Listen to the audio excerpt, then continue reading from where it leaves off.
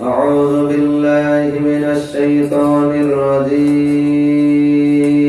الرجيم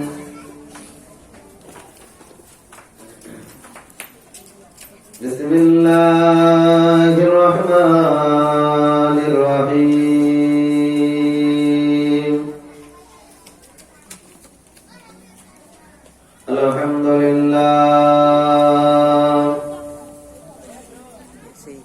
الحمد لله نحمده ونستعينه ونستغفره ونؤمن به ونتوكل عليه ونعوذ بالله من شرور أنفسنا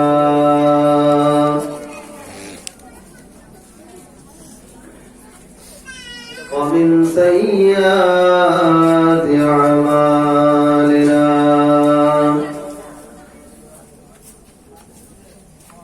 من يهده الله فلا مضل له ومن يضلله فلا هادي له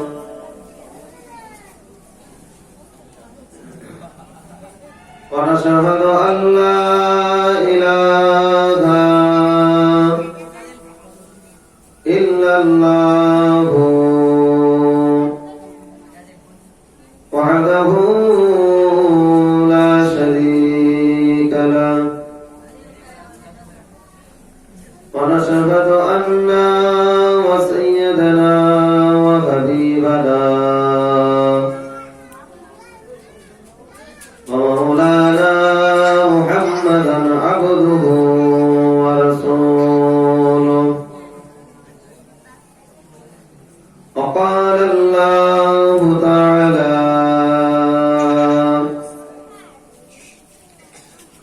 في سار حديثه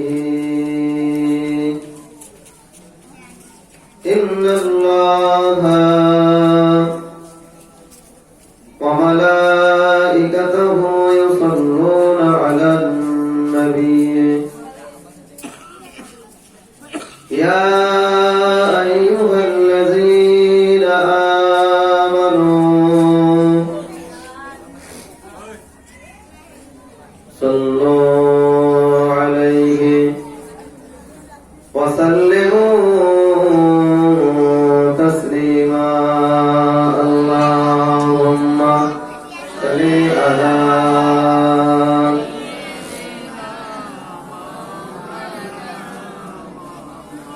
وعلى آل سيدنا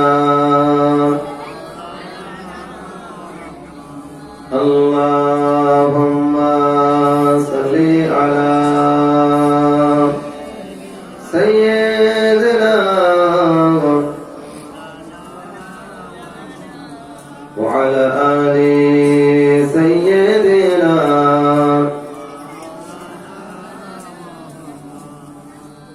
কুদরত আজিম তার কে বুঝিতে পারে অজ্ঞান হইবে জ্ঞানী ধ্যান যদি করে কুদরত আজিম তার কে বুঝিতে পারে অজ্ঞান হইবে জ্ঞানী ধ্যান যদি করে বেওফা দুনিয়ার সাথে কেন ভুলাম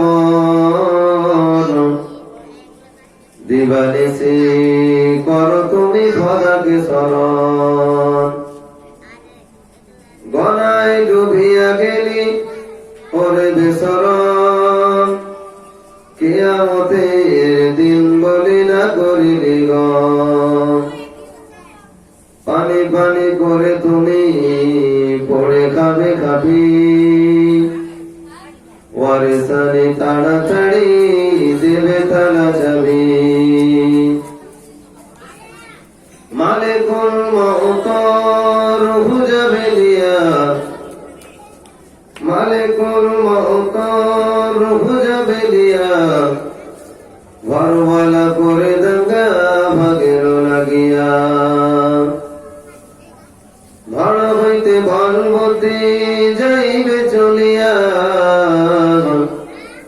সোনার ওজো তোমার পকাতে লিবে খাইয়া, তোর ধনে অন্য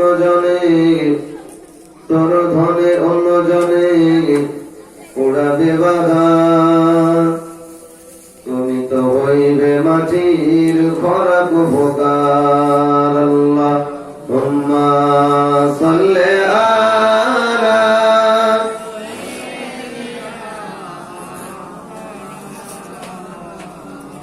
ওয়া আলা আলি সাইয়্যিদিনা মাওলানা মুহাম্মদ সাল্লাল্লাহু আলাইহি ওয়াসাল্লাম। উপস্থিত শ্রদ্ধেয় সম্মানীয় উলামায়ে কিরাম, হাফেজে কোরআন, মসজিদের ইমাম, মুসল্লি ইজাম, আমার দিনদার ইমানদার আল্লাহওয়ালা নেককার ভাই ও বাবাজিরা, জওয়ান যুবক তথা স্নেহের কচি কাঁচা বাচ্চারা, পর্দার আড়ালে আমার মা ও বোনেরা, সকলকে জানাই অন্তরের অন্তঃস্থল থেকে সালাম ও মোবারকবাদ। আল্লাহ পাকের দরবারে লাখ কোটি শুকরিয়া, মহান আল্লাহ রব্বুল আলামিন এই পাক পবিত্র মাসে, পবিত্র রাত্রিতে অর্থাৎ বিশ্ব নবীর জীবনী ও জলসা ষষ্ঠম দিনে আল্লাহ পাক এই মালদা জেলার অন্তর্গত এই চাঁদপুর গ্রাম, আল্লাহর কত বান্দাদের বাস, তাদেরই ভেতর থেকে আল্লাহ কোটি কয়েক গুনাহগার বান্দা বান্দীদেরকে ভালোবেসে গুনাহ মাফ করে দেওয়ার জন্য এই রহমতি মাহফিলে বসিয়ে দিয়েছেন। এই জন্য সকলেই শুকরিয়া আদায় করে পড়ি আলহামদুলিল্লাহ।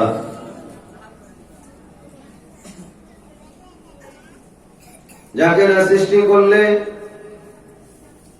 আল্লাহ পাকুল কায়নাত সৃষ্টি করতেন না, সেই নবী পাকের উপরে হাজার হাজার দরুদ এবং সালামের নজরে নাফিস করি। সকলে বলুন সাল্লাল্লাহু আলাইহি ওয়াসাল্লাম।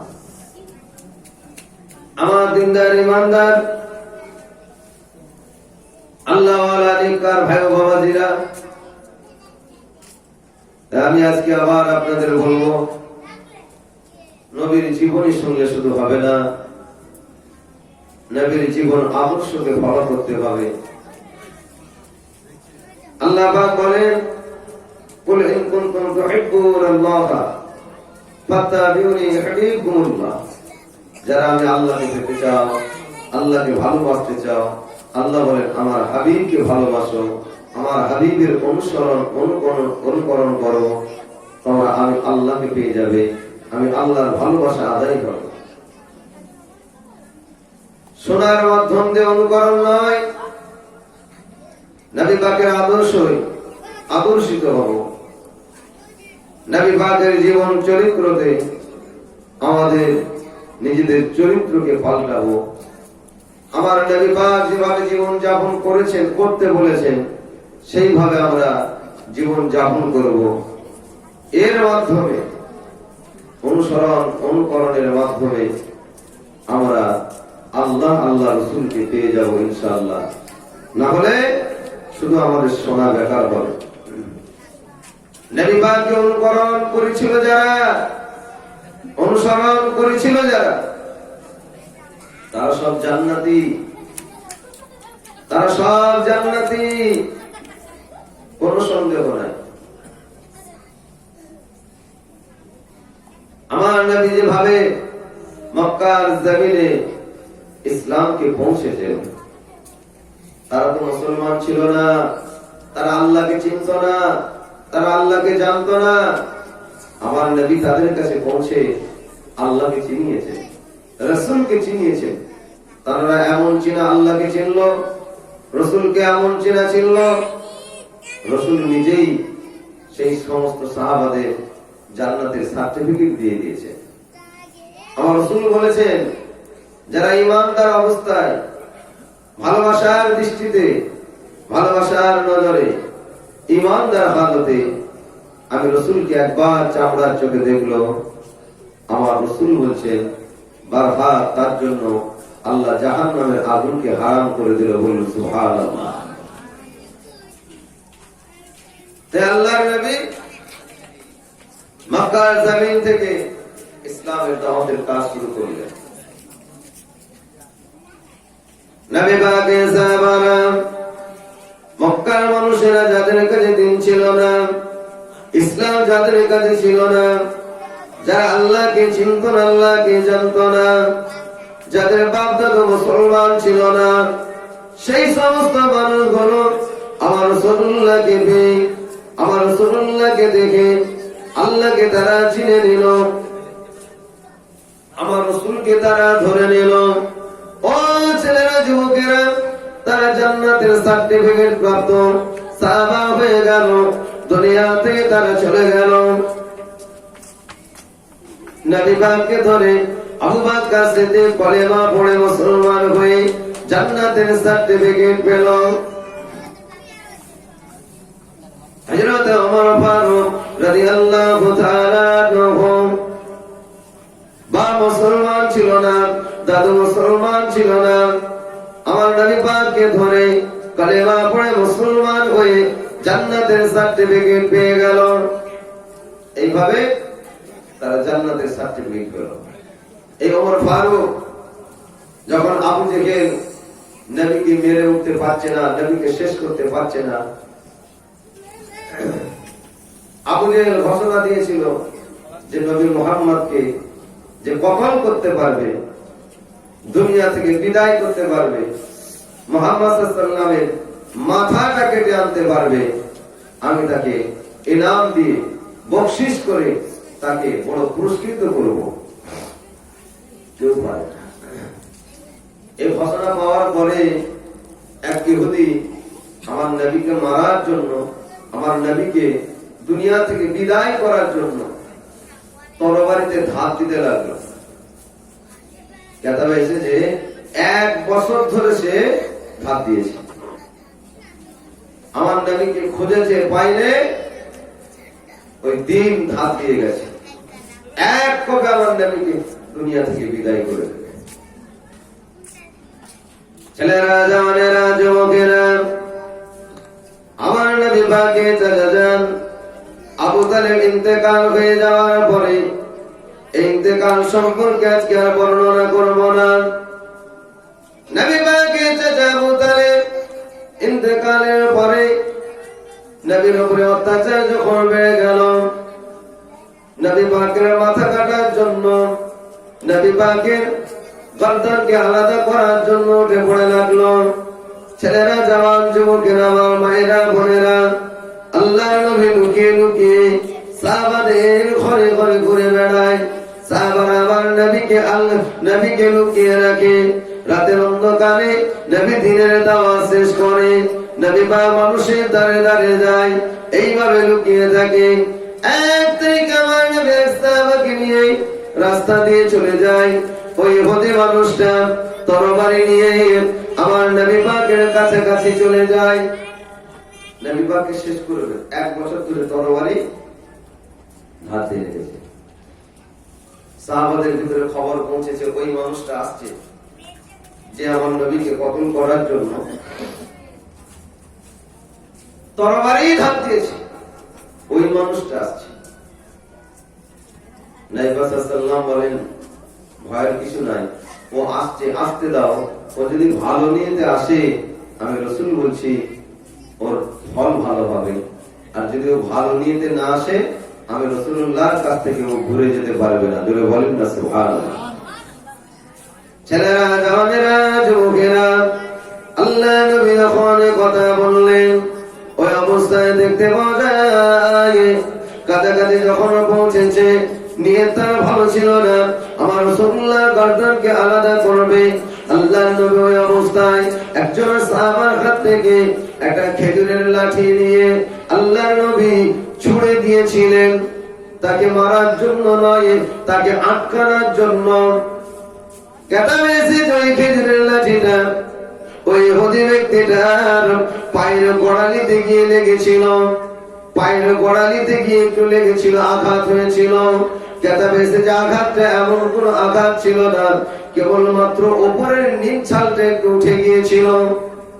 আমার আপনার শরীরে যখন কোনো জায়গায় একটু ফ্যাসা লেগে যায়, ফ্যাস লাগে, একটু উপরে ছালটা ওঠে, কেটা মেরেছে রাসূলুল্লাহ সাল্লাল্লাহু আলাইহি ওয়াসাল্লাম যে খেজুরের লাঠিটা ফিকেছিলেন ওর গোড়ালিতে লেগে গিয়ে ছালটা উঠেছিল, নিচ ছাল, উপরে একটা পাতলা ভাসা ছাল লাগার সঙ্গে সঙ্গে ওই মানুষটা জমিনে পড়ে চিৎকার শুরু করে দিয়েছে, মরণ চিৎকার আরম্ভ করে দিয়েছে। ইহুদি বেদিন বেঈমানেরা তার এই হাতটা থেকে জিজ্ঞাসা করে, তুমি এত বড় একজন নেতা, 1 বছর ধরে তরবারি ঢাক দিয়েছিলে নবী মুহাম্মদকে কতল করার জন্য।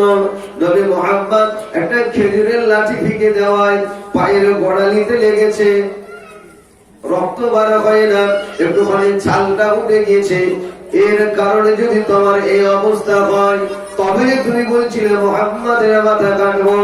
ওই মানুষটা কি জবাব দিয়েছিল?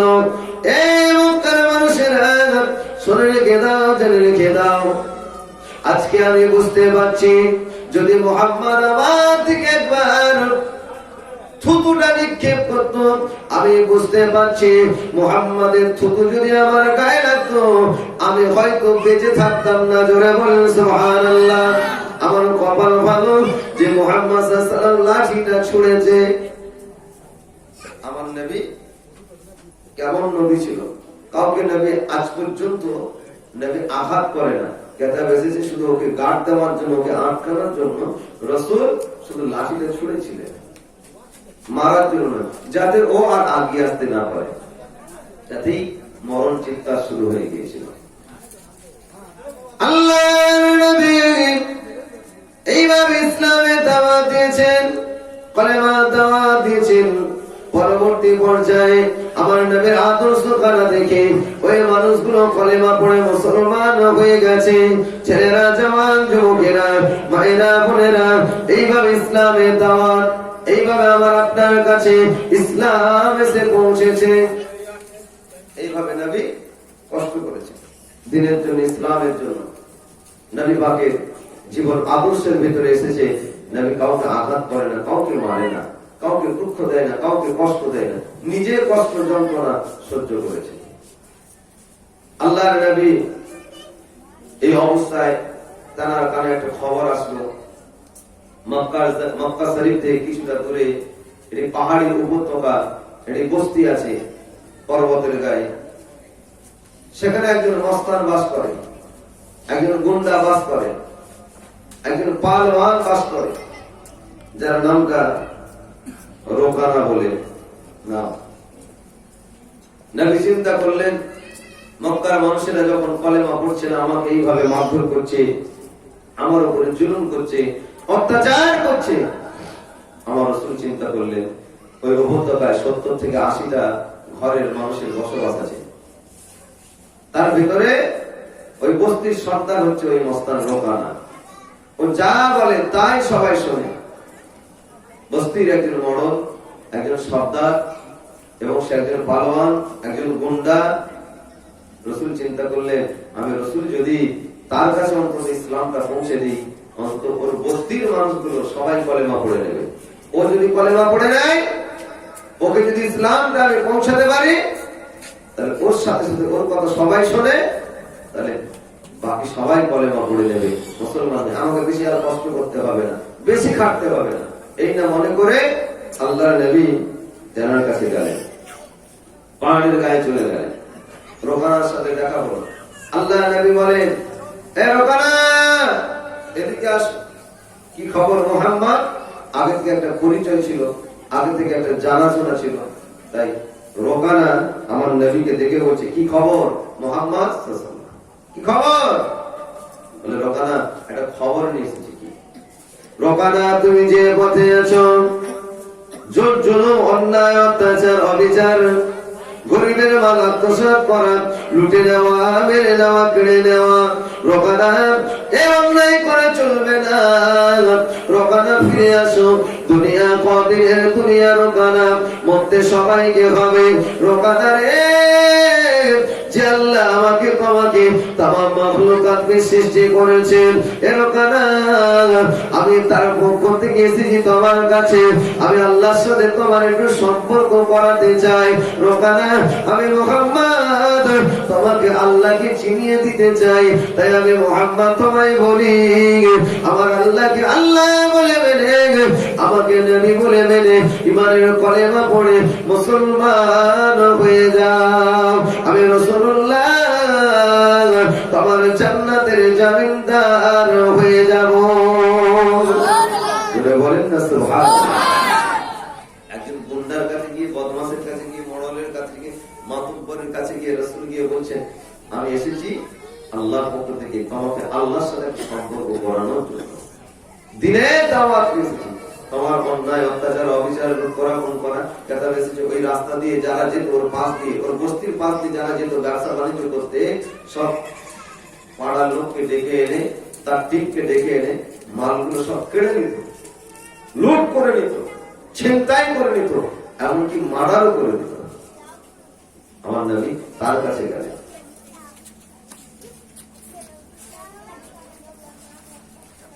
রোকানের কথা শুনে কি জবাব দিয়েছিল? আব্দুল্লাহর বেটা মুহাম্মদ সাল্লাল্লাহু আলাইহি ওয়াসাল্লাম, খবরদার আমার কাছে আর দ্বিতীয়বার এই কথা বলবি না। মুহাম্মদ তুই ফিরে যা, মুহাম্মদ এখান থেকে চলে যা, তুই আমাকে চিনিস ভালোভাবে, আমি কত বড় মস্তান আছি, আমি কত বড় গুন্ডা আছি, কত বড় পালোয়ান আছি, এ রোকানা তুমি আমাকে ভালোভাবে চেনো।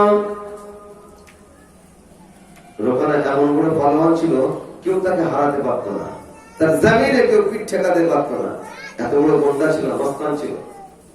তাই রোকানা বলে, তুমি চেনো তোমাকে ভালোভাবে, আমি কেমন লোক, তুমি আমাকে এসে বললে এটা তোমার সাহস কি? শুধু কেবলমাত্র তোমার সঙ্গে একটু পরিচয় ছিল বলে, আগে থেকে তোমার সঙ্গে একটা জানাশোনা ছিল বলে, এই জন্য তোমাকে আজকে আমি ছেড়ে দিলাম, চলে যাও, না হলে আমি ছাড়তাম না, ফিরে যাও। আল্লাহর নবী কি জবাব দিয়েছিলেন? এ লোকেরা, আমি ফিরে যাওয়ার জন্য আসি না, আমি এখানে এসেছি তোমার সাথে আমার আল্লাহর সম্পর্ক করে দেওয়ার জন্য। জোরে বলেন সুবহানাল্লাহ।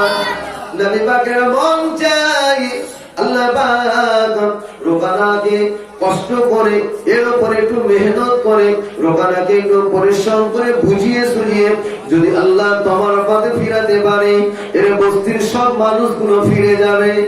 কেন?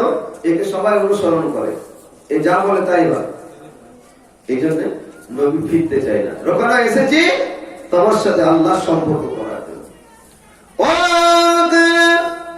মান ক্বালা লা ইলাহা ইল্লাল্লাহ ফাদখালাল জান্নাতা। রোকানা আমার আল্লাহকে আল্লাহ বলে মেনে, আমাকে নবী বলে মেনে ঈমানের কলেমা পড়ে মুসলমান হয়ে যাও। আমি রাসূলুল্লাহ কথা দিলাম তোমার জন্য জান্নাতের জামিনদার হয়ে যাব। জোরে বলেন না সুবহানাল্লাহ। নবী বারবার তাকে এটাই বলে, আর আমার নবীকে বারবার সে বলে, যা তুই বেঁচে যাচ্ছি কিন্তু তোর সঙ্গে একটা খাতির, একটা পরিচয় আছে বলে। রোকানা বলে, যা ফিরে যা, আমি যাবো না, আমি কলেমা পড়বো না, আমি মুসলমান হতে চাই না। নবীর মনে কষ্ট, আল্লাহ এত আশা দিয়ে আসলাম, রোকানা তোমাকে মানলো না, তোমাকে চিনলো না, আল্লাহ আমাকে নবী বলে স্বীকার করলো না। ইন্নাদ দীনা ইনদাল্লাহি ইসলাম, তোমার পছন্দের ধর্মটা এর কাছে পৌঁছাতে চাই না, এ স্বীকার করে না। মনের কষ্ট নিয়ে নবী ফিরে আসছে, নবী বিদায় নিচ্ছে। রোকানা বসে বলছে, এই মুহাম্মদ, আব্দুল্লাহর বেটা, শোন, দাঁড়া, আচ্ছা আল্লাহ কি তোকে নবী করেছে, আর কাউকে পেল না? তুই নবী, তোর কি আছে তোকে থেকে নবী করবে আল্লাহ? নবী যদি তোকে করে থাকে তাহলে তোর তো সব থেকে বেশি ক্ষমতা থাকবে। তোর তো কিছুই নাই দেখছি। তবে আমি একজন পালোয়ান, আমি একজন মোস্তাদ, আমার গায়ে কত ক্ষমতা। আমাকে নবী করে না, অন্য কাউকে করে না, তোকে নবী করে। তুই নবী, তাহলে একটু আমি প্রমাণ দেখতে চাই। তুই আমি দুজনে লড়াই করবো, তুই আমি দুজনে কুস্তি করবো, লড়াই করবো। তুই যদি আমাকে হারিয়ে দিতে পারিস না, তাহলে তোর আল্লাহকে আল্লাহ বলে মেনে, তোকে নবী বলে মেনে ইমানের কলেমা পড়ে মুসলমান হয়ে যাবো। যদি বলেন না সুবহানাল্লাহ। তো তুই নবী হলে তোর গায়ে ক্ষমতা বেশি থাকবে। আমাকে আজ পর্যন্ত কেউ হারাতে পারে না। তো নবী তার প্রমাণ দেয়। আচ্ছা বলেন ভাই, নবী কি লড়াই করতে গেছে? মানে লড়াই করতে গেছে নবী? নবী গেছে আল্লাহর সাথে বান্দার একটা সম্পর্ক করা। কিন্তু ও বলছে যদি লড়াই করে আমাকে হারাতে পারি তাহলে আল্লাহকে মানবো। কিছু করার নাই। তাই নবী লড়াইতে রাজি হয়ে গেলেন, রোমানার সাথে কুস্তি করতে, লড়াই করতে রাজি হলেন। কিন্তু নবী পাকের মনটা খারাপ। একটা ধরে গিয়ে আল্লাহ নবী আল্লাহ পাকের দরবারে চোখের পানি ফেলতে লাগলেন।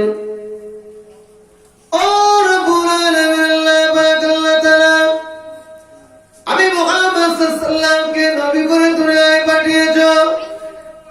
ইন্না দীনা ইনদাল্লাহিল ইসলাম।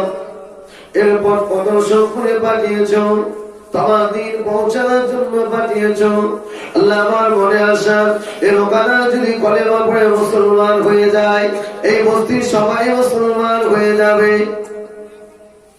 আমি রাসূলুল্লাহকে কাটতে হবে না। আল্লাহ আমি এখানে লড়াই করতে আসি না, আমি এসেছি আপনার সাথে বান্দার সম্পর্ক করার জন্য।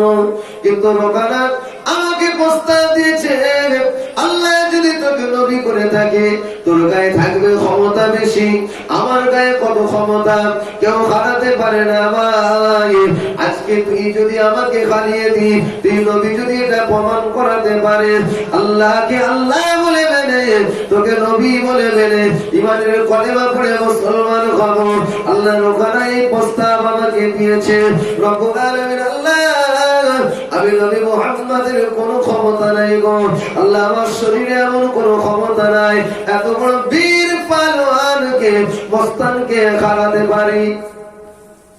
আল্লাহ, তবে তুমি কি পারবে না আমি মুহাম্মাদের শরীরের ক্ষমতা দিয়ে আজকে রোকানাকে হারিয়ে দেওয়ার ব্যবস্থা করতে?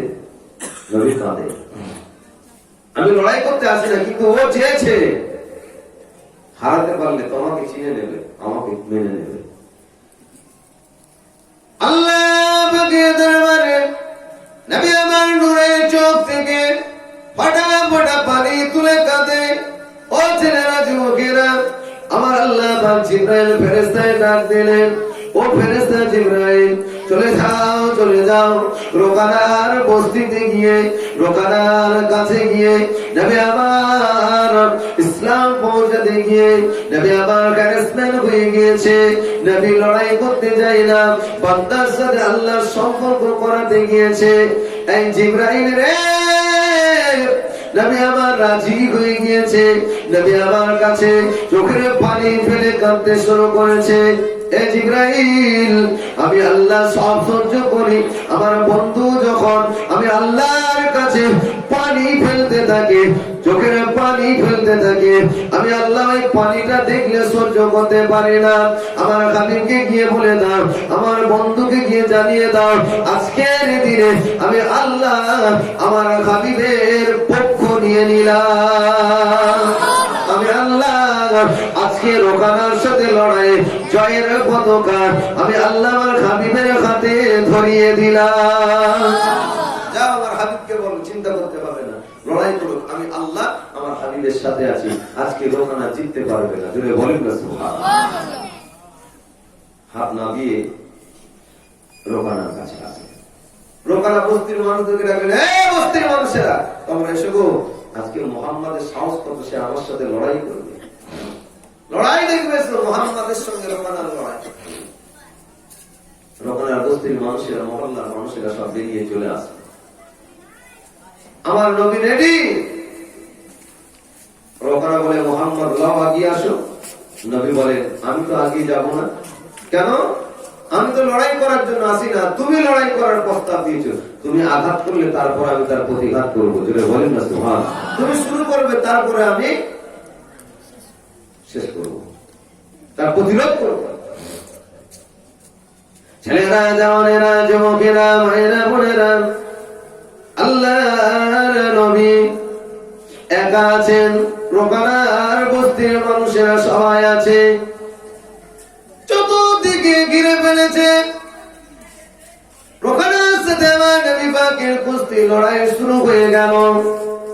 পাঁজাপাঁজি, কষাকষি, ধস্তাধস্তি শুরু হয়ে গেল। এই লড়াইটা ছিল মারপিটের লড়াই নয়, ক্ষমতার লড়াই, শক্তির লড়াই ছিল। কার শরীরে কতটা ক্ষমতা আছে। আল্লাহর নবী রোকানাকে যখন পাজা করে মজবুত করে ধরে ফেলেছেন, লড়তে পারছে না, এমত অবস্থায় দেখতে পাওয়া যায় রোকানার বস্তির মানুষেরা, মহল্লার মানুষেরা রোকানাকে হাততালি দিয়ে, বাহাবা দিয়ে উজ্জীবিত করতে শুরু করেছে। রোকানা, আমরা তো আছি, দুর্বল হয়ে যেও না। রোকানা তাদের হাততালির আওয়াজ পাওয়ার পরে উজ্জীবিত হয়ে আমার নবীকে আবার পাজা করে ধরে ফেললেন। ও ছেলেরা, আমার নবী পাকের এমন অবস্থা হয়ে আসলো, নবী পাককে উজ্জীবিত করার মতো কেউ ছিল না নবীর পাশে। আমার আল্লাহ পাক বলে, হাবিব চিন্তা করো না, চিন্তা করো না, আমি আল্লাহ তোমার সাথে আছি। জোরে বলেন সুবহানাল্লাহ। কেউ তোমাকে উজ্জীবিত না করো, আমি আল্লাহ তোমাকে করবো, জয়ের পতাকা তোমার হাতে ধরাবো। হাবিব তুমি লেগে থাকো। এমন অবস্থায় দেখতে পাওয়া যায় আল্লাহর নবী রোকানাকে পাজা করে ধরে, মজবুত করে ধরে, জমিনে ফেলে বুকের উপরে বসে পড়েছে। জোরে বলেন, জোরে বলবেন। বুকের উপরে চেপে পড়েছে। রোকানা হাত উঠিয়ে বলছে আমি হেরে গেছি, আমাকে ছেড়ে দাও। রোকানা লড়াই করার আগে বলেছিল, এ মুহাম্মদ সাল্লাল্লাহু আলাইহি ওয়াসাল্লাম, তুই যদি আমাকে হারাস না, হারাতে পারিস, তোর আল্লাহকে আল্লাহ বলে মানবো, তোকে নবী বলে মানবো, এটা ঠিকই, তবে কেউ আমাকে হারাতে পারে না। তুই যদি হারিয়ে দিস আমি খুব খুশি হব। আমি খুশি হয়ে, আমার বকরির ব্যবসা আছে, বকরির চাষ আছে আমার, আমি 10টা বকরি তোকে দিয়ে তোকে পুরস্কৃত করবো। 10টা বকরি দেবো তোকে, খুশি হয়ে। চিন্তা করেন, রাসূল যদি ওকে হারিয়ে দেন, খুশি হয়ে বকরি দিবে 10টা। যখন হেরে গেল রোকানা, আমার নবী ছেড়ে দিলেন। নবী আমার রোকানাকে বলতেন, রোকানা, এবার তোমার কথা অনুযায়ী তুমি ওয়াদা করেছো আল্লাহকে আল্লাহ বলে মেনে, এবার তোমাকে নবী বলে মেনে ঈমানের কলেমা পড়ে মুসলমান হয়ে যেতে হবে। রোকানা এই কথা শুনে কি জবাব দিয়েছিল? ও আব্দুল্লাহর বেটা মুহাম্মদ সাল্লাল্লাহু আলাইহি ওয়াসাল্লাম, এ মুহাম্মদ, আজ পর্যন্ত আমাকে কেউ হারাতে পারে না। তুই যে আমাকে হারালি, এটা কিন্তু তোর ক্ষমতায় হতে পারে না। মুহাম্মদ রে, এই ক্ষমতা তোর আল্লাহর ক্ষমতা আমাকে হারিয়েছে। জোরে বলেন, জোরে বলবেন না? তুই আমাকে হারাতে পারিনি, আমি বুঝতে পারি তোর আল্লাহর ক্ষমতায় তুই আমাকে হারাবি। তোর ক্ষমতা এটা যেহেতু নয়, তাই আমি তোর আল্লাহকে মানতে পারবো না, তোকে নেতা বলে মানতে পারবো না, তাই কলেমা পড়ে আমি মুসলমান হব না। তোর নিজস্ব ক্ষমতা যেহেতু এটা নয়, এই জন্য তুই চলে যা, তোর কথা আমি শুনতে নারাজ। তবে মুহাম্মদ, যার ক্ষমতায় হোক, যখন আমাকে হারিয়েছি, আমি কথা দিয়েছি আমাকে যদি কেউ হারাতে পারে, আজ পর্যন্ত কেউ হারাতে পারে না। যার শক্তিতে আমাকে হারাস না কেন, আমি হেরে গেছি এটা মানতে হবে, আমি হেরেছি এটা মানতে হবে। তবে আমি বলেছি খুশি হয়ে 10টা ছাগল দেবো, তুই 10টা ছাগল নিয়ে চলে যা। আমার নবী পাকের কলিজা ফেটে গেল। ও ছেলেরা, যুবকেরা, আমার নবী পাকের করতে লাগলো। আল্লাহর নবী বলতে লাগলেন, ও রোকানা, আমি তো ছাগল আনার জন্য আসি না রে, আমি তোমার কাছে বকশিশ নেওয়ার জন্য আসি না, আমি এসেছি তোমার সাথে আমার আল্লাহর সম্পর্ক করে দিতে। এরকানা, তাই আমি মুহাম্মদ এখনো বলতে চাই, ভুল করিস না, ভুল করিস না। আল্লাহকে আল্লাহ বলে মেনে, আমাকে নবী বলে মেনে, ইমানের কলেমা পড়ে মুসলমান হয়ে যা। আমি রাসূলুল্লাহ তোমার জান্নাতের জমিনদার হয়ে যাব। ও মানে না, নবী চলে আসে। এই অবস্থায় রোকানা চিন্তায় পড়ে গেল। মান সম্মানের ব্যাপার আছে একটা, যার ক্ষমতা দিয়ে হারা মান সম্মান একটা প্রেস্টিজের ব্যাপার আছে।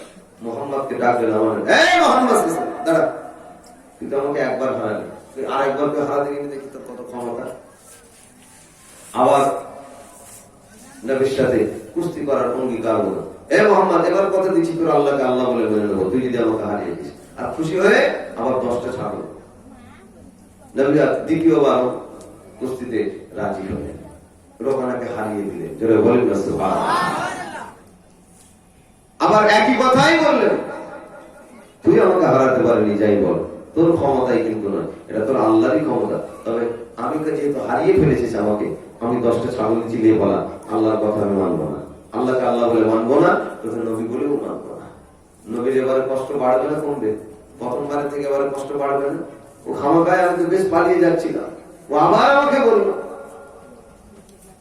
নবী বললেন, আমি ছাগল আনতে আসি না, তোর ছাগল তোর কাছে থাক, আমি পালাই। নবী চলে যাচ্ছেন।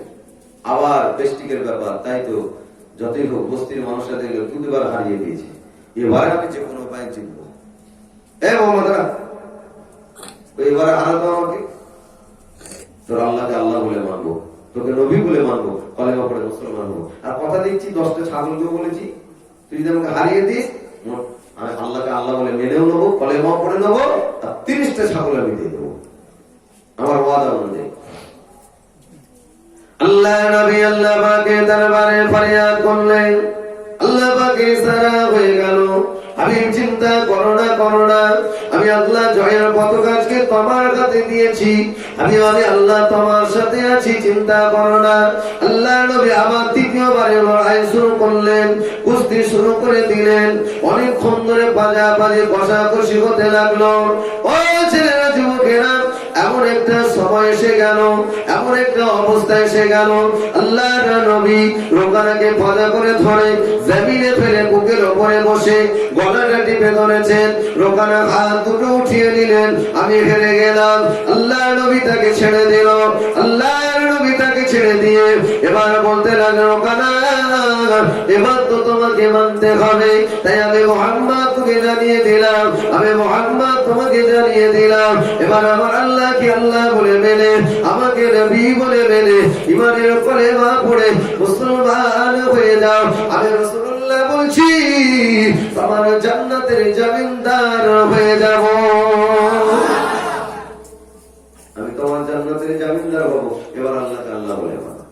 রোকানা আবার একই কথাই বলল, তুই যাই বলিস, তুই কিন্তু আমাকে হারাতে পারছিস, তোর ক্ষমতায় তুই আমাকে হারাস, এটা আল্লাহর ক্ষমতায়, তোর আল্লাহর ক্ষমতায় আমাকে হারিয়েছি।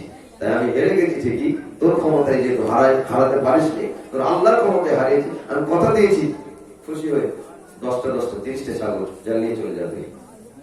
আমার নবী পাকের দুঃখটা আরো বেড়ে গেল, কলিজা ফেটে চোখ থেকে পানি আসছে। আল্লাহ, আমি রাসূল এতে কষ্ট পাইনি, আমি চাই ও যদি ইসলামকে সত্য জেনে তোমাকে মেনে, আমাকে মেনে, ইমানের কলেমা পড়ে মুসলমান হয়ে যায়, আল্লাহ আমি রাসূলুল্লাহ খুশি হয়ে যাবে। বলে বলেন না সুবহানাল্লাহ।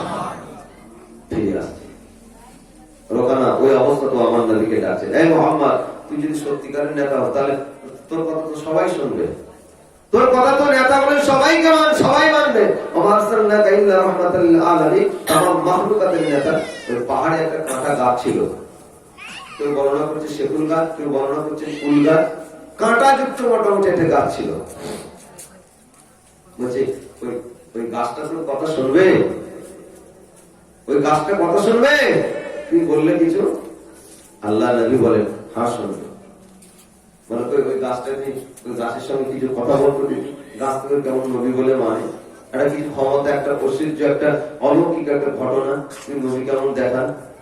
আল্লাহ নবী আল্লাহ দরবারে হাত তুলে দোয়াছেন, আল্লাহ ওই গাছটা আমার কথা শুনলে ও মেনে নেবে, আমি রসুল চাই ওই গাছটাকে আমি ডাকবো, ও যেন আমার কাছে চলে আসে। বলেন না সুবহানাল্লাহ। আমি নবী গাছটাকে ডাক দেবো, ও পাহাড় থেকে যেন আমার কাছে চলে আসে। আল্লাহ ক্ষমতা আমার নাই, ক্ষমতা তোমার, তাই তুমি কি এটা পারবে না? আমি ইশারা করার সাথে সাথে সে যেন চলে আসে। আল্লাহ বলে, হাবিব তুমি যাতে রাজি, আমি আল্লাহ তাতেই খুশি আছি। জোরে বলেন না সুবহানাল্লাহ। চিন্তা করো না, আল্লাহ নবী হাত নামিয়ে দিলেন। আল্লাহর ইশারা পাওয়ার পরে লোকানাকে বলছে, এ লোকানা, আচ্ছা গাছটাকে কি করলে তুই ভালো হবে? গাছটাকে ডাকবো? বলে হ্যাঁ। বলে গাছটাকে ডাকবো, অর্ধেকটা ডাকবো না পুরোটাই ডাকবো? অর্ধেকটা গাছ ডাকলে আসবে? বলে হ্যাঁ, অর্ধেকটা ডাকবো, অর্ধেকটা আসবে, অর্ধেকটা গাছ তার নিজের জায়গাতে থাকবে। এখন কোনটা চাও? লোকানা বলে এটাই তো চাই। গাছ আবার অর্ধেক হয়ে আসে? আসলে কটা আসবে? অর্ধেকটা আসবে কি করে? বলে কই অর্ধেকটাই ডাকবে। আল্লাহ নবী ইশারা করছেন, ওরে গাছ আমি কি তোর নবী নই? এ গাছ আমি যদি তোর নবী হই, আমাকে যদি তুই নেতা বলে মানে, আমি তোর নেতা বলছি। গাছ অর্ধেকটা তুই নিজের জায়গায় থেকে আল্লাহর হুকুমে, অর্ধেকটা আমি রাসূলুল্লাহর কাছে এসে হাজির হয়ে যা। বলার সঙ্গে সঙ্গে দেখতে পাওয়া যায় অর্ধেকটা গাছ পরাতে করে যেমন মাঝামাঝি ফাড়া হয়, ভাগ করা হয়, কেতাবে এসেছে অর্ধেকটা গাছ ভাগ হয়ে গিয়ে অর্ধেকটা নিজের জায়গাতে থেকে মাটি ভেদ করে করে, মাটি ভেদ করে করে আমার নবী পাকের দরবারে হাজির হয়ে যায়। শুধু তাই নয়, হাজির হওয়াই গো ও ছেলেরা, জওয়ান যুবকেরা, আমার মায়েরা বোনেরা, ওই গাছের ডাল পাতাগুলো, ওই গাছের ডাল পাতাগুলো আমার নবী পাকের কদমের নিচে এইভাবে ঝুঁকি দিয়ে আমার নবীকে নবী বলে মেনে সিজদা করতে শুরু করেছে।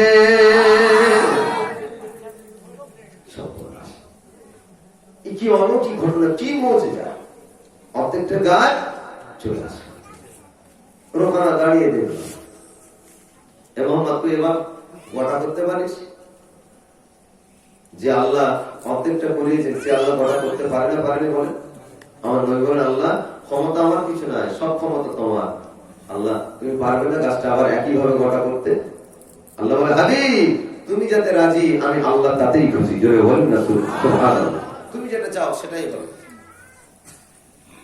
নবী ইশারা করলেন, এবার যা পূর্বের ন্যায় হয়ে যায় আল্লাহর হুকুমে।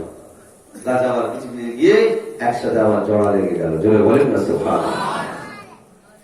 আল্লাহ নবী এবার রোকানাকে বলতে লাগলেন, এ রোকানা, এবার তো মানতে হবে আমার আল্লাহকে। আল্লাহকে আল্লাহ বলে মেনে, আমাকে নবী বলে মেনে ইমানের কলেমা পড়ে এবার মুসলমান হয়ে যা। আমি রাসূলুল্লাহ জানিয়ে দিলাম, আল্লাহকে আল্লাহ বলে মেনে, আমাকে নবী বলে মেনে ইমানের কলেমা পড়ে মুসলমান যদি হয়ে যাও, আমি রাসূলুল্লাহ তোমার জান্নাতের জমিনদার হয়ে যাব। নবী পাক সাল্লাল্লাহু এ কথা বলার পরে লোকানা আবার আগের ন্যায় ফিরে আসে। এ লোকানা, তুই জাদুকর, তোর কথা মানা যাবে না। সত্যি এত সব শিখি কোথায়? তোর ক্ষমতা এসব হয় না, আমি তোকে মানতেও পারবো না, আর আল্লাহকে আল্লাহ বলেও মানতে পারবো না। আমার নবীর কষ্ট বেশি হবে না কম হবে? এত কিছু করার পরে নবীকে মানলো না। নবীর কলিজা ফেটে পানি আসে, মনের দুঃখ ব্যথা বেদনা নিয়ে ফিরে চলে আসেন।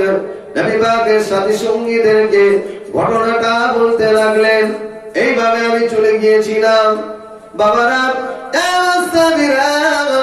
এইভাবে করার পরে লোকানা আমাকে বলল না, আমাকে তাড়িয়ে দিল।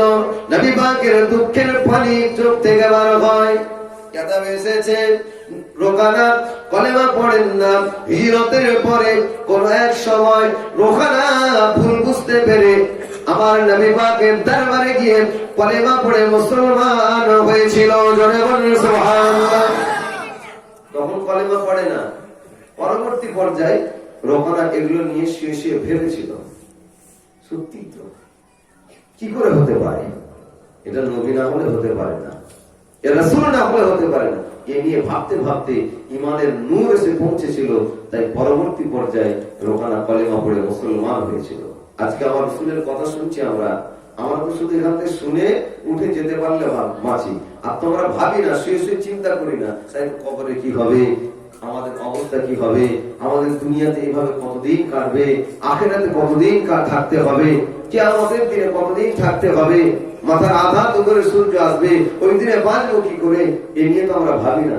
যদি ভাবতাম নামাজ পড়ার কথা কাউকে বলতে হতো না, যদি ভাবতাম আল্লাহ রাসূলের কথা আমাদেরকে এত শোনাতে হতো না।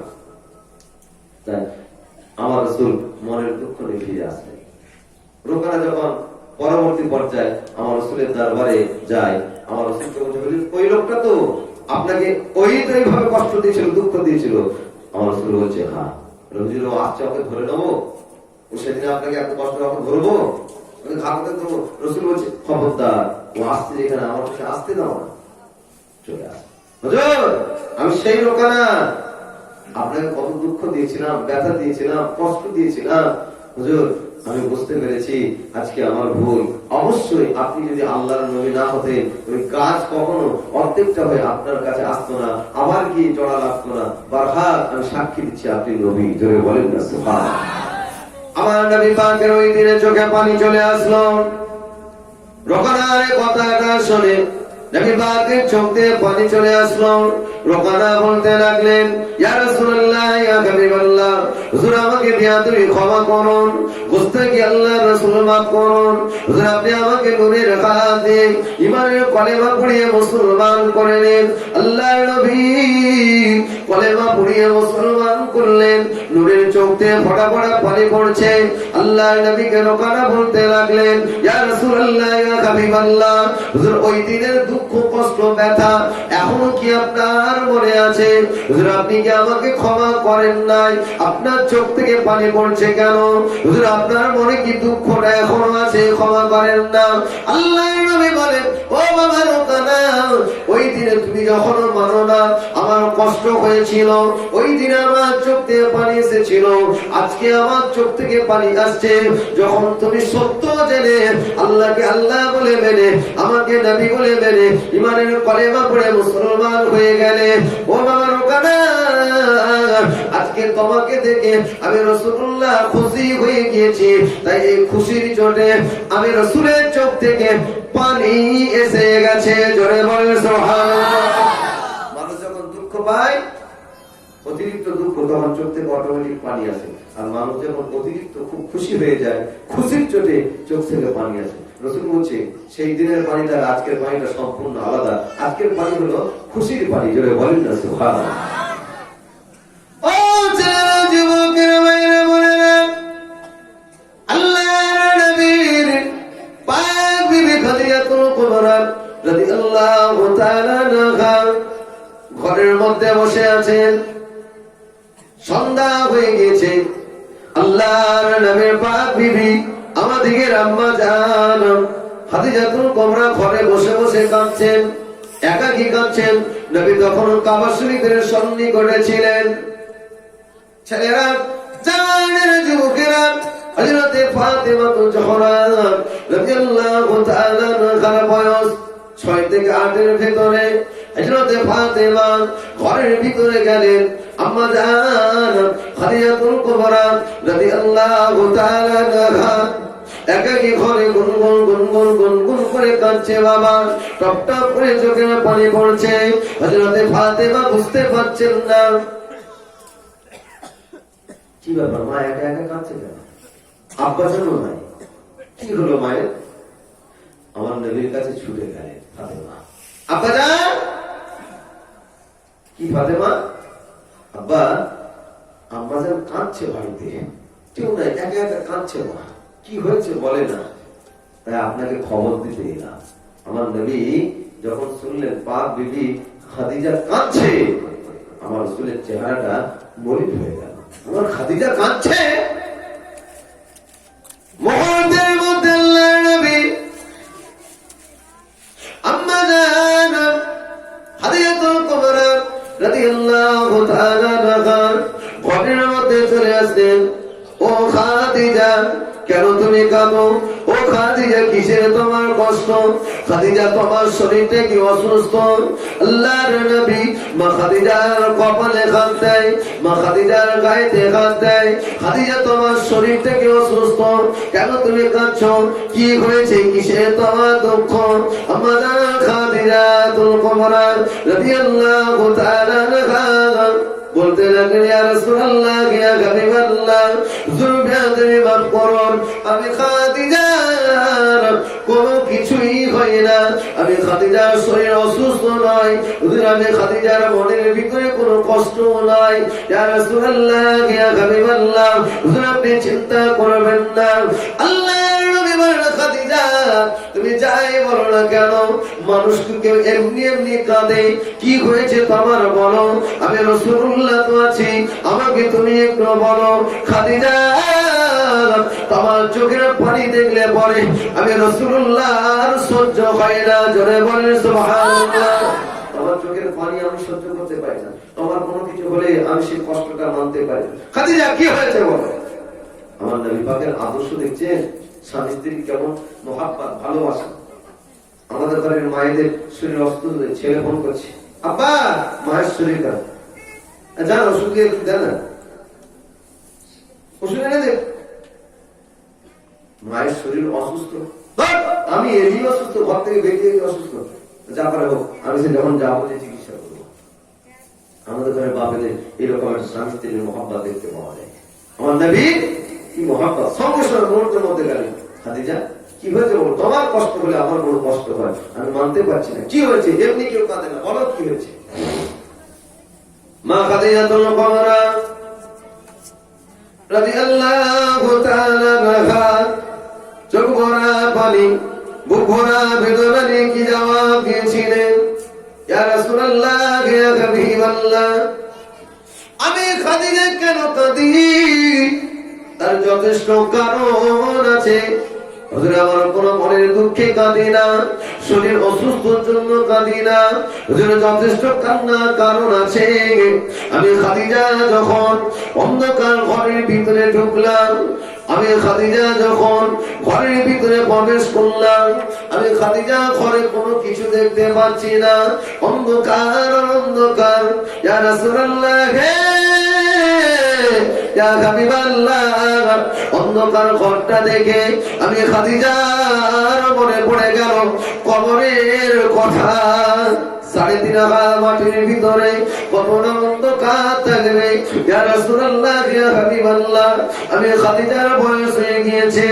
ইয়া রাসূলুল্লাহ, ইয়া হাবিবাল্লাহ, আমি অন্ধকার ঘরের ভিতরে ঢুকে আমি খাদিজার মনে পড়ে গেল কবরে আমার মরণের পরে আমাকে যখন কবরে শোয়ানো হবে, কবরটা মাটি নিয়ে চাপা দেওয়া হবে, অন্ধকার কত কবর হবে, আমি খাদিজা ওই অন্ধকার কবরে কেমন করে থাকবো। হুজুর, আমার কবরের কথা মনে পড়ে যাওয়ায় আমি খাদিজা বসে বসে বসে বসে টুকটুক টুকটুক করে গুনগুন গুনগুন করে কাঁদি, অন্য কোনো কারণ নয়। আল্লাহ নবী মুচকে হাসেন, খাদিজা চিন্তা কিসের তোমার, ও খাদিজা ভয় কিসের তোমার, আমি রাসূলুল্লাহ তো তোমার স্বামী আছি। জোরে বলেন সুবহানাল্লাহ। রহমাতুল লিল আলামিন, তামাম নবীদের সর্দার যিনি, সে তোমার স্বামী, আমি রাসূল থাকতে তোমার চিন্তা করতে হবে কেন, আমি তো আছি নাকি। ইয়া রাসূলুল্লাহ, ইয়া হাবিবাল্লাহ, হুজুর আমি খাদিজা বড় ভয় খাই, আপনি আছেন ঠিকই, যাই বলেন না কেন, আমি খাদিজা কি করব, আমার বড় ভয় হয়। কবরের কথা মনে পড়ে, কিয়ামতের কথা মনে পড়ে, আপনার কোটি কোটি কোটি কোটি উম্মাত উম্মাতিদেরকে নিয়ে কিয়ামতের দিনে ব্যস্ত থাকবেন। আজকে আপনি বলছেন আমি আছি, হুজুর আপনি বলছেন আপনার পক্ষে আছি, চিন্তা করতে হবে না। হুজুর আমার কিয়ামতের দিনের কথা মনে পড়ে। ইয়া রাসূলুল্লাহ,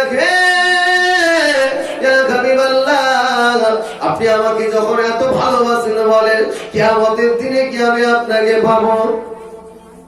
চিন্তা কিসের, আমি রাসূল আছি, চিন্তা করার কিছু নাই। নবী মা খাদিজাকে সান্ত্বনা দিয়েছেন। হুজুর আপনি আমার উপরে খুশি আছেন বলছেন, ঠিকই বলছেন, খুশি আছেন আমার উপরে, সন্তুষ্ট। আরে খুশি নেই মানে? আমি রাসূল, তুমি আমার জন্য কত কষ্ট করেছো, আমি রাসূল তোমার উপরে খুশি আছি। মা খাদিজা কুবরা রাদিয়াল্লাহু তাআলা আনহা আমার রাসূলের কদম দুখানা জড়িয়ে ধরলেন। ইয়া রাসূলুল্লাহ, ইয়া হাবিবাল্লাহ, আজকে দিনে আমার একটা আবদার আছে, আপনি আমার উপরে খুশি? আপনি যখন বলছেন চিন্তা করতে হবে না, হবে না হুজুর, আমি চিন্তা করব না, আপনি বলুন কাল কিয়ামতের দিনে হাসরের ময়দানে বিচারের শেষে যখন জান্নাতে যাবেন আমাকে ভুলে যাবেন না তো? ইয়া রাসূলুল্লাহ, ইয়া হাবিবাল্লাহ, আজকে আমি খাদিজার ঘরে খাদিজার কাছে ওয়াদা দিতে হবে, কাল কিয়ামতের দিনে হাসরের ময়দানে আপনি যখন জান্নাতে যাবেন আমি খাদিজার হাতটা ধরে আমাকে নিয়ে যাবেন। জোরে বলেন না সুবহানাল্লাহ। কিয়ামতের দিনে আপনি আমাকে খুঁজে নিয়ে আমার হাত ধরে জান্নাতে যাবেন, এই ওয়াদাটা দেন।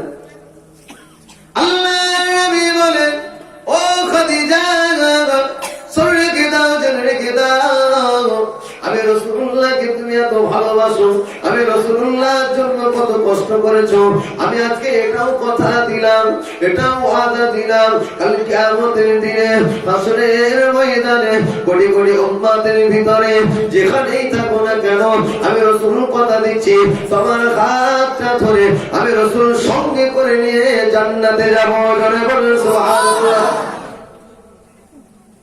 আম্মা জান খাদিজা একটু শান্ত হলেন, কিছুদিন অসুস্থ হয়ে মা খাদিজাতুল কুবরা রাদিয়াল্লাহু তাআলা আনহা ইন্তেকাল হয়ে গেলেন। ইন্না লিল্লাহি ওয়া ইন্না ইলাইহি রাজিউন।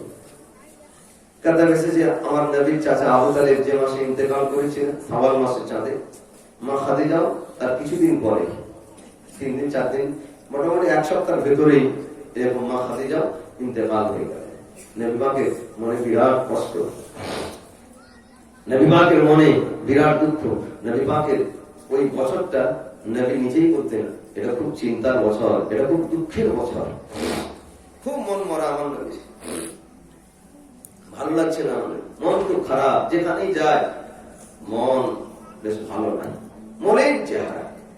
আমার আল্লাহ পাকের বড় কষ্ট হয়, আমার নবী পাকের মলিন চেহারা দেখে, আমার নবী পাকের এই দুর্দশা, এই দুঃখ দেখে, ব্যথা দেখে আমার আল্লাহ কষ্ট হয়। আল্লাহ ডাকে, জিবরাইল, ও জিবরাইল, আমার হাবিবকে কি বলো, আমার প্রিয়কে, আমার দোস্তকে, আমার বন্ধুকে বলো, মক্কার জমিনে আমার বন্ধুর পাশে দাঁড়ানোর আর কেউ নাই, আমার বন্ধুকে সান্ত্বনা দেবে কেউ নাই, তার চাচা ছিল চলে গেল, তার বাপ বিবি ছিল চলে গেল, যার কারণে আমার নবীর দুঃখ নিয়ে ব্যথা নিয়ে পড়ে আছে, আমি আল্লাহ চাই আমার রাসূলকে আমি সান্ত্বনা দেবো। জোরে বলেন না সুবহানাল্লাহ। যখন কোন বন্ধুর আত্মীয় কেউ মারা যায়, বন্ধুর যদি কেউ আত্মীয় মারা যায়, মা বাপ বলেন, বিবি বাচ্চা বলেন, যেই বলেন না কেন, বন্ধুর মনে যখন কষ্ট হয় বন্ধু তার কাছে গিয়ে বেড়াতে নিয়ে যায়, চলো মন খারাপ করো না, যেতে হবে তো একদিন সবাইকে, চলো আজকে গৌরে বেরিয়ে আসি, পিরানে পিরে গিয়ে জিয়ারত করে আসি, দার্শনিক জায়গাগুলোতে যাওয়া হয়, বন্ধু সান্ত্বনা দিতে নিয়ে যায়। আল্লাহ পাক রব্বুল আলামিন জিবরাইল ফেরেশতা পাঠালেন, ও ফেরেশতা জিবরাইল, আমার হাবিবকে গিয়ে বলো, আমার বন্ধুকে গিয়ে বলো, আমার বন্ধু যেন কষ্ট না নেয়, আমার বন্ধু যেন দুঃখ না নেয়, আমি আল্লাহ দাওয়াত করে আমি আমার বন্ধুকে আমার কাছে আনতে চাই। জোরে বলুন সুবহানাল্লাহ। জান্নাতের নিয়ামত গুলো আমি আল্লাহ আমার বন্ধুকে দেখাবো, আমি আল্লাহ পাক আমার আসমানে যা কিছু সৃষ্টি আছে আমি আল্লাহ আমার বন্ধুকে বেড়ানো করাবো, দেখা করাবো, ঘুরে করাবো, আমি আল্লাহ আমার বন্ধুকে পাশে বসে রেখে সুখ দুঃখের কথা একটু বলবো, আমার বন্ধু যাতে কষ্ট না পায়, আমার বন্ধু যাতে দুঃখ না পায়, আমার বন্ধুর মনের দুঃখটা আমি মিটাবো। জিবরাইল চলে যাও, চলে যাও, আমার হাবিবকে গিয়ে বলো আমি আল্লাহ পাকের তরফ থেকে দাওয়াত, রজব মাসের 27 তারিখটা দিনটা বলে দিও, 27 রজব আমি আমার বন্ধুকে দাওয়াত করে আমি আল্লাহ আমার কাছে আনতে চাই। জোরে বলেন সুবহানাল্লাহ। জিবরাইল সাল্লাল্লাহু এসে মনটা খুব খারাপ নবী, খুব দুঃখের বসানোটা, বেদনাদায়ক বসানোটা, মনের দুঃখ নিয়ে বসে আছে। জিবরাইল ফেরেশতা এসে সালাম দিলেন, আসসালামু আলাইকা ইয়া রাসূলুল্লাহ ইয়া হাবিবাল্লাহ, ইয়া আখি জিবরাইল, কি খবর ভাই? হঠাৎ করে এরকম সময়, ইয়া রাসূলুল্লাহ ইয়া হাবিবাল্লাহ, হুজুর একটা খুশির খবর নিয়ে এসেছি আপনার কাছে। জোরে বলেন না সুবহানাল্লাহ। একটা খুশির খবর। কি খবর? কি খবর নিয়ে এসেছেন? ইয়া রাসূলুল্লাহ ইয়া হাবিবাল্লাহ, হুজুরকে তুমি মাফ করুন, আমি জিবরাইল আজ পর্যন্ত 1,2,24,000 বেশি নবী এসেছে দুনিয়ায়, কোন নবীকে আল্লাহ এইরকম খুশির সংবাদ দেন নাই। এমন একটা খুশির সংবাদ নিয়ে এসেছি। নবী অস্থির হয়েছে, কি এমন খুশির সংবাদ? ইয়া রাসূলুল্লাহ ইয়া হাবিবাল্লাহ, আমার আল্লাহ পাক আপনাকে দাওয়াত করেছে। আল্লাহ পাক আল্লাহর বাড়িতে নিয়ে যাবে আপনাকে, আল্লাহ আপনাকে আল্লাহর কাছে নিয়ে যাবে, দাওয়াত দিয়ে পাঠিয়েছে, দাওয়াত করেছে। কোন নবীকে আল্লাহ দাওয়াত দেন নাই, কোন নবীকে আল্লাহর কাছে নিয়ে যেতে চান নাই। আল্লাহ আপনাকে সশরীরে নিয়ে যাবে বলে দাওয়াত দিয়েছে। আল্লাহর তরফ থেকে দাওয়াতটা কবুল করুন। আমার নবী নূরের চোখ থেকে ফোঁটা ফোঁটা পানি পড়ছে। খুশির সংবাদ শুনে আমার নবী চোখ থেকে পানি পড়ছে। আমি দাওয়াত নেবো না আল্লাহ, আমি আল্লাহর দাওয়াত নেবো না। কেন? কোন নবী এর সংবাদ পাই না, আপনি পেয়েছেন, আপনি দাওয়াতটা নেবেন না?